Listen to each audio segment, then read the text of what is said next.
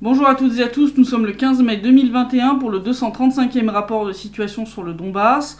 Un rapport malheureusement encore une fois principalement axé sur l'évolution de la situation militaire, mais aussi de l'évolution de la situation diplomatique et de l'évolution de la situation politique en Ukraine. Sur le plan militaire, du 8 au 14 mai 2021, l'armée ukrainienne a violé le cessez-le-feu en RPD à 21 reprises, durant lesquelles elle a tiré 166 munitions, dont 105 obus de mortier de 120 et 82 mm. Donc si on compare avec les chiffres d'il y a 15 jours, c'est en baisse, mais en fait la semaine dernière, on était avec des chiffres en hausse. Donc pour l'instant, si on fait une moyenne, la première quinzaine du mois de mai, elle est quand même très mauvaise. Il faut y rajouter les 5 violations du cessez-le-feu et les 35 munitions, dont 21 obus de mortier de 120 mm tirés par l'armée ukrainienne durant les dernières 24 heures. Et niveau bilan, c'est une catastrophe, puisque ces tirs ont tué un civil, 7 soldats de la RPD et 9 soldats ont été blessés. 10 habitations ont été endommagées, plus 4 durant les dernières 24 heures. Et durant les 2 semaines écoulées, une école, une maternelle et une station de pompage ont aussi été endommagées. Donc comme je vous le disais, on a certes moins de violations du cessez-le-feu cette semaine, mais le bilan, c'est une cata. Voilà. L'armée ukrainienne d'ailleurs continue de déployer des armes lourdes près de la ligne de front en violation des accords de Minsk. Les services de renseignement de la RPD ont ainsi détecté le déploiement de 80 pièces d'armement lourd côté ukrainien. Donc on est à presque le même chiffre qu'il y a 15 jours. On a dans le détail un système de défense anti-aérien OSA, 3 systèmes de défense anti-aérien Strela 10, un système de défense anti-aérien Shilka, 24 chars d'assaut dont le modèle n'est pas précisé, 4 chars d'assaut T-72, 9 chars d'assaut T-64, 13 véhicules de transport de troupes blindés type BTR, 17 véhicules de combat d'infanterie type BMP, 2 automitrailleuses type BRDM, 2 véhicules de transport de troupes type MTLB et 4 véhicules blindés. Alors comme je dis toujours, ces listes c'est un minima, puisque comme vous le voyez, on n'a pas dedans, entre autres, les mortiers ou les Zouchka qui ont servi à endommager un certain nombre de maisons durant les 2 dernières semaines. Je vais y revenir. Bon, bien sûr, pour cacher tout ça, l'armée ukrainienne a brouillé à de nombreuses reprises les signaux des drones de l'OSCE. Je vous montre la carte. Je pense que ça se passe de commentaires quand on voit le nombre d'endroits où ces brouillages ont eu lieu. Je pense qu'il n'y a pas beaucoup de questions à se poser. Et je vais revenir un peu plus en détail sur le bilan des victimes et des destructions des tirs de l'armée ukrainienne. Donc on a eu déjà le 5 mai des tirs de l'armée ukrainienne contre la périphérie nord et nord-ouest de Donetsk. Ils ont tiré... Là on a eu tout le panel. Ça allait du Zouchka jusqu'à l'artillerie lourde en passant par l'obus de mortier. Résultat, ils ont endommagé 2 habitations plus une station de pompage qui dessert entre autres le district de Kievski à Donetsk, donc qui est le district nord. Les 2 habitations endommagées, elles l'ont été dans la périphérie nord-ouest de Donetsk. La station de pompage, donc, elle a été bombardée carrément à coups d'artillerie de 152 et 122 mm. Il y a des cratères un peu partout sur le territoire de la station de pompage et au niveau de plusieurs bâtiments. Ces cratères et les dégâts infligés permettent de déterminer une direction et on s'est rendu compte qu'en fait, ils ont bombardé la station de pompage depuis 2 positions, ce qui montre que c'est pas un tir au hasard. Je veux dire, quand tu tires plusieurs obus d'artillerie lourde depuis 2 positions distinctes vers un même point, ça s'appelle un tir coordonné. Voilà, ça, le coup de l'erreur, désolé, on a tiré, il est parti ailleurs que là où on voulait. Non, là, ça va peut-être pas trop passer. Donc clairement, l'armée ukrainienne cherchait à endommager la station de pompage. Je rappelle que bombarder délibérément une infrastructure civile est une violation de la Convention de Genève. C'est un crime de guerre. Voilà. Bon, les tirs ont endommagé entre autres le transformateur et l'unité électrique qui permet à la station de pompage de fonctionner. Donc la station de pompage a dû être arrêtée. Donc les habitants du district de Kievski se sont retrouvés sans eau courante. Bon, heureusement, dès le lendemain matin, à la première heure, les employés ont réussi à basculer sur une pompe de réserve le temps de mener les réparations complètes. Ils avaient besoin de plusieurs jours pour le faire, parce que les dégâts étaient quand même importants. Il n'y a pas eu heureusement de victimes parmi les employés de la station qui ont eu le temps de se réfugier dans les abris anti-bombardement quand les tirs ont commencé. Ils ont vraiment eu une chance folle. C'est vraiment, enfin, je veux dire, on a échappé de peu, hein, je veux dire, ça aurait pu être bien pire, on aurait pu avoir des victimes parmi les employés, et la station de pompage aurait pu être bien plus lourdement endommagée. Heureusement, plusieurs obus sont tombés par terre au lieu de tomber sur les bâtiments, quoi. Mais ça montre vraiment qu'ils en ont strictement rien à faire des habitants qu'ils viennent soi-disant libérer, hein, je rappelle hein, quand même. Hein. Ensuite, 2 jours plus tard, le 7 mai, c'est sur le village de Tchelouskinsev que l'armée ukrainienne a tiré cette fois à coups de véhicules de combat d'infanterie. Ils ont endommagé 2 habitations et une école maternelle. Ouais, non, c'est... Là aussi, je pense que ça se passe de commentaires. Je vous montre les photos qui ont été prises par la représentation de l'RPD au sein du CCCC sur place. Là encore, heureusement, ces tirs n'ont pas fait de victimes parmi les civils. Puis le lendemain, c'est reparti pour un tour. Cette fois, le 8 mai, l'armée ukrainienne s'est acharnée contre le district de Trudovski, toujours en périphérie de Donetsk. Cette fois, coup de Zouchka, hein, donc c'est du système de défense anti-aérien et de véhicules de combat d'infanterie. Ce sont ces tirs de véhicules de combat d'infanterie qui ont justement, malheureusement, tué un civil né en 1939. Hein, donc ils ont tiré à peu près vers 17h20 sur Trudovski à coups de BMP et un homme a reçu des éclats dans la poitrine, l'épaule et le dos. Ces éclats ont endommagé de manière incompatible avec la vie ses poumons et son cœur, et donc l'homme est décédé. Ces tirs ont aussi endommagé une école et 5 habitations, dont 2 ont totalement brûlé, donc il y a des gens qui se retrouvent sans maison. Voilà, c'est super. Mais comme je vous dis, hein, mais soi-disant, l'armée ukrainienne vient libérer les gens d'ici. Avec des libérateurs comme ça, t'as pas besoin d'occupants, moi je te le dis. Hein, je vous montre les photos prises encore une fois par la représentation de l'RPD au sein du CCCC, je pense que ça se passe de commentaires.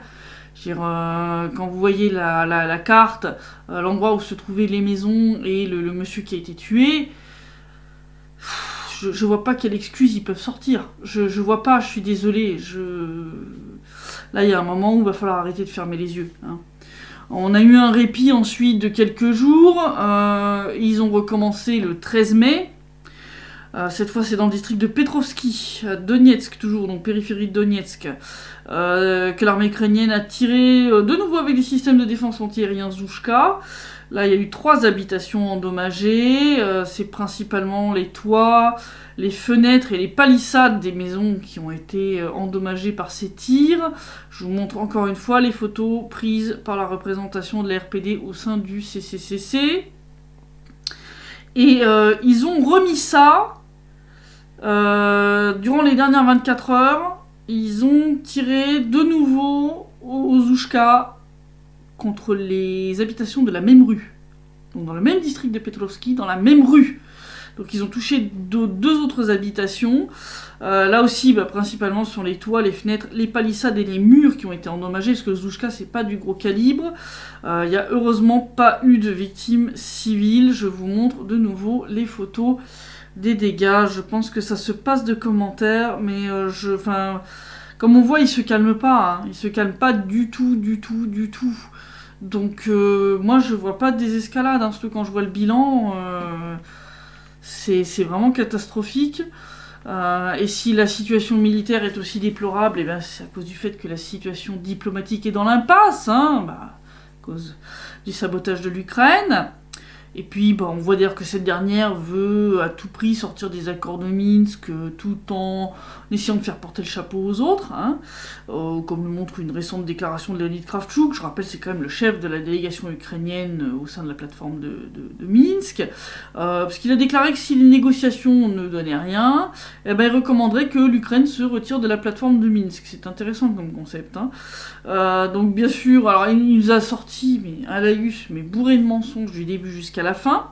Il a commencé d'abord par mentir sur l'histoire des fameux modules qui doivent mener à la fameuse feuille de route commune. Hein, il a prétendu que ça devrait permettre d'éviter que la Russie aborde un point particulier à discuter quand les précédents ne sont pas réglés. Sauf qu'il y a déjà un ordre des points prévus dans les accords de Minsk, et que c'est justement cet ordre qui pose problème à l'Ukraine, et pas à la Russie. C'est l'Ukraine qui cherche à modifier l'ordre d'application des points des accords de Minsk, c'est pas Moscou. Donc déjà on commence par une belle inversion accusatoire, donc déjà c'est pas mal. Ensuite il a prétendu que l'Ukraine avait soumis au groupe de contact trilatéral une proposition pour améliorer le mécanisme de coordination. Oui, le même mécanisme de coordination que Kiev a saboté de A jusqu'à Z, et que la délégation ukrainienne empêche de préciser depuis des mois. Oui. Maintenant, l'autre, sans trembler des genoux, Kravchuk, il nous sort que l'Ukraine veut l'améliorer, et que si ça avance pas, il recommandera de sortir du format de Minsk. Alors ça, c'est ce qui s'appelle se foutre de la gueule du monde, pour rester poli, parce que bon, si ça avance pas, c'est de votre faute. C'est pas de la faute de l'RPD, de l'RPL ou de la Russie. Je veux dire, le mécanisme de coordination, c'est l'Ukraine qui fait des textes complètement vagues où on comprend pas qui doit appliquer le cessez-le-feu. Je veux dire, la Russie, l'RPD, l'RPL ont soumis des textes très clairs qui expliquent clairement que c'est l'Ukraine, l'RPD et l'RPL qui sont responsables de la mise en œuvre de la trêve, ce qui est normal puisque ce sont les deux parties au conflit. Et alors ensuite il expliquait ce qu'il entendait par se retirer du format de Minsk. Il a dit que ça revenait donc soit à se retirer du format de Minsk, soit élargir ce format en le déplaçant par exemple en Europe. Pourquoi ? Je ne vois pas.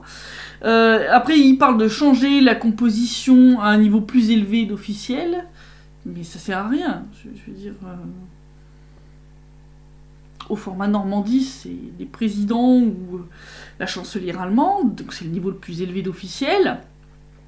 Ça vous empêche pas de ne pas avoir appliqué un seul point de l'accord conclu lors de la dernière réunion du format Normandie à Paris. Donc je vois pas l'intérêt, bref. Et alors là, il nous a sorti la plus belle.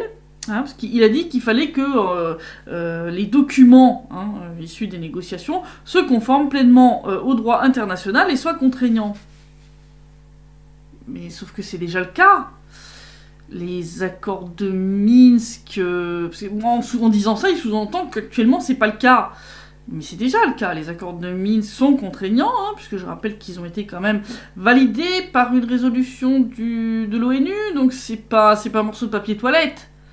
C'est pas un document consultatif, contrairement à ce que vous essayez de faire croire. Et puis, c'est totalement conforme au droit international, puisque ça a été validé par une résolution de l'ONU. Donc non, c'est du délire total, là, quand même. Mais bon, dire dans la déclaration de Kravchuk, c'est comme dans celle de Zelensky dont je vous avais parlé la dernière fois. L'Ukraine essaye d'utiliser le sabotage des négociations qu'elle mène elle-même, et donc l'inefficacité du format de Minsk qui en résulte pour vouloir en sortir. Donc Kiev crée elle-même les conditions pour justifier son retrait des accords de Minsk. Je le rappelle, encore une fois, ça perd de rentrer dans leur tête, l'Ukraine a signé les accords de Minsk en position de perdante pour éviter de voir son armée être totalement exterminée. Donc Kiev n'est pas en position de dicter ses cas de volonté, voilà, ou d'exiger de réécrire les accords parce qu'ils lui conviennent pas. T'as juste à appliquer ce que t'as signé. Et ça serait bien que Paris et Berlin le lui rappellent. Parce que ça commence un peu à bien faire, si tu veux. Parce que bon, nous, on a des négociateurs qui perdent leur temps toutes les 2 semaines pour écouter ce genre de conneries. Voilà, pour assister à tous les délires et toutes les imaginations possibles et incroyables des officiels ukrainiens pour saboter les négociations. Ça commence à bien faire. Voilà, un peu ça va, aux doses. Les meilleures blagues sont les plus courtes, comme on dit. Le seul truc qui commence peut-être un peu à progresser, je mets peut-être avec des gros guillemets, c'est l'échange de prisonniers. Parce que ça y est, ça fait 1 an et demi qu'on leur demande une liste de personnes qu'ils veulent récupérer, et que ça fait 1 an et demi qu'on reçoit rien. Ça y est, on a enfin reçu de l'Ukraine une liste de 85 personnes que Kiev veut récupérer. Donc là, l'RPD est en train de vérifier la liste en question. Et donc, si ça se passe bien qu'on arrive à avoir toutes les personnes et que l'Ukraine se décide enfin à mener l'apurement judiciaire des personnes qu'elle a déjà rendues, on va peut-être enfin arriver à organiser un nouvel échange de prisonniers. Peut-être. Mais c'est pas garanti, parce que je ne doute pas de la fertilité de leur imagination en matière de sabotage. Je veux dire, ça fait 1 an et demi qu'on l'attend, la liste, quand même. Voilà. Et puis, forcément, à force de saboter les négociations, toujours pas de réunion au format Normandie, qui se profile à l'horizon, puisque je rappelle que la Russie a quand même posé comme condition que il fallait qu'il y ait des avancées concrètes sur ce qui a été conclu précédemment, sur les accords qui ont été signés, etc. Puis vu que ça avance pas, la Russie est dignette. Alors là, on a l'Ukraine qui demande une réunion urgente des conseillers politiques et des ministres des Affaires étrangères du format Normandie, histoire d'avoir au moins un ersatz de la réunion dont ils ont tant besoin médiatiquement. C'est le chef de cabinet de Zelensky, Yermak, qui nous a sorti ça. Il a dit qu'il avait envoyé un courrier à ses homologues du format Normandie pour organiser au plus vite une telle réunion via vidéoconférence, ou mieux, en chair et en os. Bon, alors, je sais bien que depuis le Maïdan, l'Ukraine excelle dans la mendicité, mais là, c'est un petit peu trop flagrant que vous mendiez cette réunion comme un toxicomane mendie une dose, alors qu'il est en plein état de manque. C'est plus pitoyable qu'autre chose. Non, sérieusement, ça se voit. C'est pas discret du tout. Non. Et je vais revenir sur le soutien de la France à l'Ukraine, puisque notre cher ministre français de l'économie, Bruno Le Maire, s'est rendu en Ukraine, où il a signé 4 accords, 4 contrats, pour un montant total de 1,3 milliard d'euros. Des contrats qui prévoient entre autres la fourniture de 130 locomotives Alstom. Pour remporter le marché, Alstom a accepté de localiser en Ukraine jusqu'à 35% de la production et de la maintenance des locomotives. On a un deuxième accord qui prévoit la fourniture par l'entreprise française des hôtels de 370 camions échelles pour 300 millions d'euros, pour répondre aux besoins du ministère des situations d'urgence, donc c'est pour les pompiers. On a des groupements aussi qui ont remporté des marchés, chacun pour 70 millions d'euros, pour la rénovation de stations d'épuration à Kiev et dans la région de Lugansk, près de la ligne de front. Ils vont pas être déçus quand ils vont devoir faire les réparations. Alors, sur le montant total de ces accords cadres qui doivent être encore ratifiés par les parlements des deux pays, tenez-vous bien, 590 millions d'euros seront financés par des prêts du Trésor français et 555 millions d'euros par des crédits de banques françaises. En clair, vu que l'Ukraine est déjà en faillite et insolvable, c'est vous qui allez payer. Oui, vous les contribuables français. Vous pensez pas qu'il serait peut-être temps quand même de demander des comptes à Micron sur ce qu'ils font avec vos impôts? Parce que là, vous allez offrir un cadeau à 1,3 milliard d'euros à l'Ukraine, avec vos impôts. Voilà. Vous allez offrir de nouvelles locomotives à l'Ukraine avec votre pognon. C'est intéressant comme concept, C'est un système de vente qui est très intéressant. La France est innovante là-dedans. Il te vend le matériel et il te file le pognon pour l'acheter. C'est du grand n'importe quoi. Et non, mais bon, là, à un moment, il faut peut-être un peu arrêter, quoi. Parce que ça revient à soutenir un État qui mène quand même une guerre civile. Une guerre contre sa propre population sur son propre territoire. Je pense quand même que là, il faudrait que vous posiez des questions sur où partent vos impôts, parce que là, vraiment, ça devient assez incroyable quand même.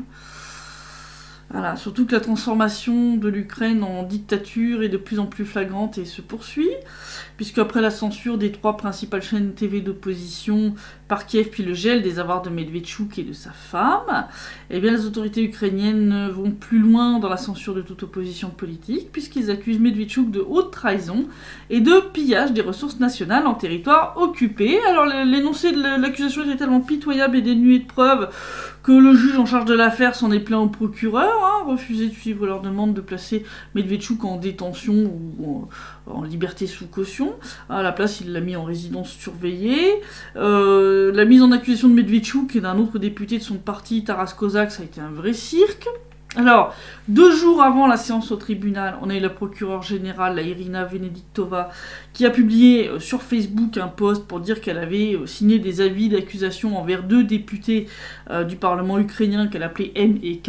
Bon, c'était pas très difficile de deviner de qui elle parlait. Et que donc est arrivé à la conclusion qu'il fallait prendre la responsabilité d'informer ces députés de l'accusation qui pèse sur eux, entre autres de haute trahison et de tentative de pillage des ressources naturelles en Crimée.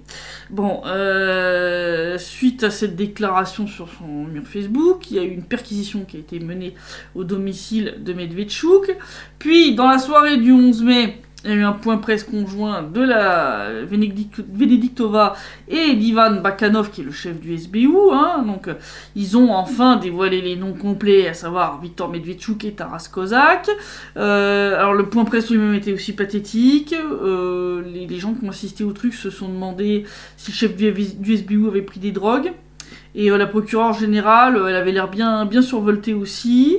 Bon, le contenu était pas non plus terrible, puisque bon, ils ont sorti un nouvel enregistrement de conversation téléphonique de Medvedchuk, dont le niveau d'authenticité est tout à fait douteux.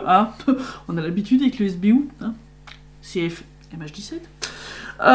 Et ils ont ensuite accusé vaguement Medvedchuk d'avoir remis des informations secrètes sur le déploiement d'une unité militaire ukrainienne à Kozak, qui se trouvait alors à Moscou en 2020. Bon, ça ressemblait à une blague pure et simple. Alors ça a été un sketch à la Gaston Lagaffe, parce qu'au moment de mentionner les articles de loi sous lesquels Medvedchuk et Kozak étaient accusés, Venediktova réussit à se planter en confondant les numéros. Ça, c'est quand même pas mal pour la procureure générale. Autre stupidité flagrante, c'était sa mention que ces accusations étaient la suite logique des sanctions que le Conseil de sécurité nationale et de défense avait imposées contre Medvedchuk, sauf que ça n'a rien à voir, puisque ces sanctions ont été imposées pour soi-disant financement du terrorisme, puisqu'ils ont accusé Medvedchuk de financer les RPD et les RPL. Sauf que là, dans les nouvelles accusations, il n'y a aucune trace de ça. On parle de haute trahison et de trucs qui concernent la Crimée, donc rien à voir. Enfin, je veux dire, bref. Donc le but était clair, c'était de pousser Medvedchuk à fuir l'Ukraine. Mais Medvedchuk, c'est pas Yanukovych. Faut lui reconnaître ça, il a des couilles. Parce que lui, au contraire, au lieu de se barrer en panique, non, il s'est pointé devant le bureau de la procureure générale. Et là, la panique, c'est chez Venediktova que c'était. Parce que elle a d'abord refusé de recevoir le suspect. Puis, elle a appelé le bureau du président ukrainien. Et quand elle a enfin accepté de le recevoir, elle ne lui a pas remis l'acte d'accusation, elle lui a seulement donné une copie à lire. Là, c'est du grand n'importe quoi. On a eu plus de détails seulement au moment de l'audience au tribunal. Alors, ils ont accusé Medvedchuk, en fait, d'avoir aidé à réenregistrer en Russie la firme ukrainienne New Projects, qui est propriétaire depuis 2012 du champ Gloubokoye sur le plateau de la mer Noire. Donc ils ont affirmé que la société affiliée à Medvedchuk a aidé la Russie ainsi à s'emparer du puits après l'annexion de la Crimée. Et en fait, tant l'histoire de haute trahison que l'histoire de pillage de ressources nationales sur le territoire entre guillemets occupé, c'est ce truc-là en fait. Sauf qu'en fait, l'enquête a trouvé aucune preuve de pillage, ni de dommages, ni aucune preuve même des accords passés, soi-disant, entre Medvedchuk et les autorités russes. Il n'y a même aucune preuve d'une quelconque relation entre Medvedchuk et la société New Project. C'est comme les MH17, ça tient encore sur rien. En plus, le fait que le gisement soit situé sur le territoire d'un terrain d'entraînement militaire russe et que donc il n'est pas exploité, achève de transformer cette histoire en farce, parce que je vois pas quel pillage il y a, puisque c'est pas exploité. Voilà. L'autre partie des accusations, c'était l'histoire du transfert par Medvedchuk à Taras Kozak de données sur la localisation d'une unité militaire, données qui auraient ensuite été remises aux autorités russes. Sauf que l'accusation n'a pas été foutue d'apporter la moindre preuve de cette accusation, en invoquant le caractère secret des informations. Bon, là, même le juge a dit que non, là, c'était du grand n'importe quoi. Il a dit, bon, en clair, il n'y a pas de preuve. Voilà. Après, on a eu un truc délirant avec le procureur qui a accusé Medvedchuk de s'opposer au cours politique de l'État ukrainien. Oui, vu le cours politique de l'État ukrainien, il a raison de s'y opposer, soit dit en passant. Ils ont dit aussi que les intérêts personnels de Medvedchuk sont plus élevés pour lui que la vie de l'État. Non, pas vraiment. Après, c'est pas les partisans des digressions sur l'histoire de l'État ukrainien. Résultat, Medvedchuk a pleuré de rire. Non, là, c'est vraiment un cirque.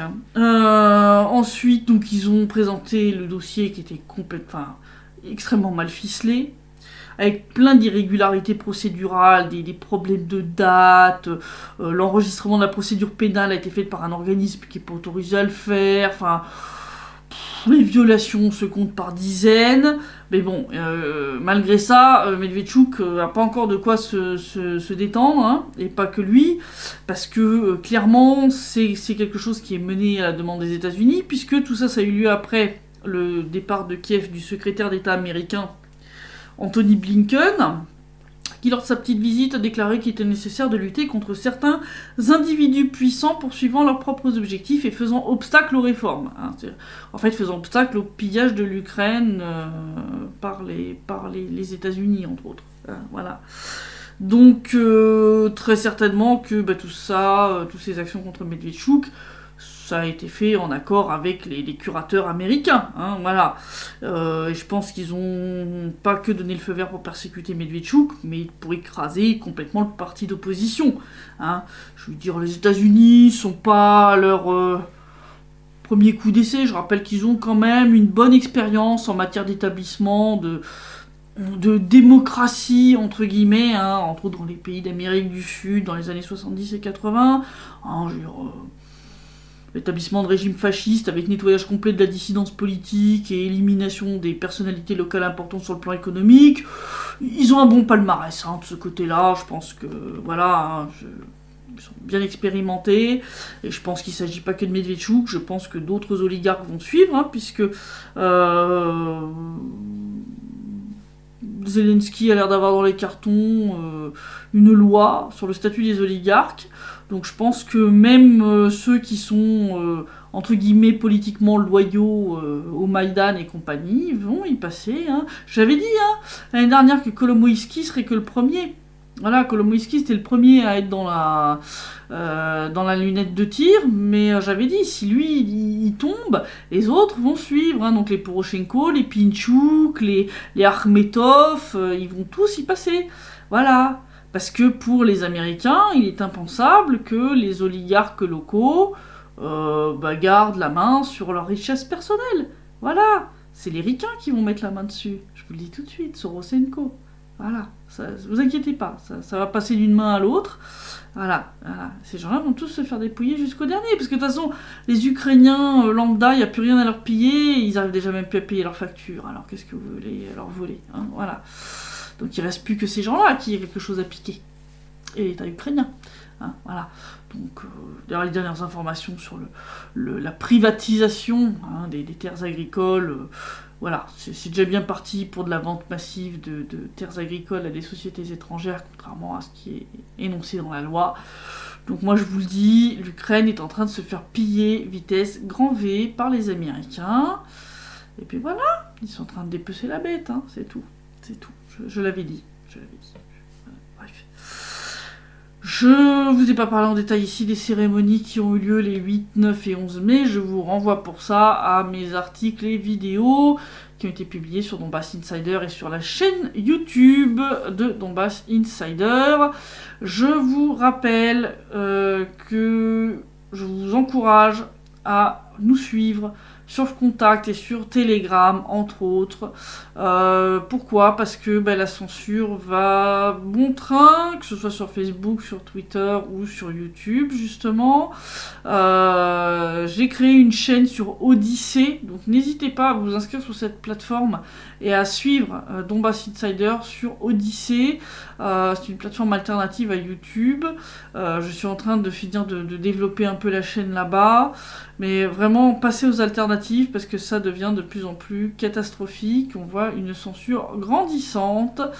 Et bon, il y a un moment ou un autre où, après s'être attaqué, entre autres, à des mastodontes comme Southfront ou Newsfront, viendra certainement un moment où ça nous frappera aussi. Faut pas se leurrer. Donc voilà, je vous encourage vraiment à passer sur les alternatives, surtout que, entre autres, sur Telegram, vous avez des informations exclusives que je ne partage pas sur les autres plateformes, entre autres Facebook ou même Twitter. Donc si vous voulez, entre autres, des informations sur les bombardements, etc., tout ça, c'est sur Telegram. Donc je vous encourage vraiment à aller vous inscrire dessus. Il vous faut simplement un téléphone, un smartphone et l'application Telegram. Enfin, même pas un smartphone, vous pouvez même le faire depuis votre ordinateur. Donc c'est assez simple. Donc vraiment, suivez-nous sur Telegram, sur Contact. Parce que la censure, elle peut nous frapper à n'importe quel moment. Et ce jour-là, vous ne nous verrez plus et vous comprendrez pas ce qui se passe. Voilà. Donc je vous dis à la semaine prochaine pour le prochain rapport de situation, et d'ici là, portez-vous bien.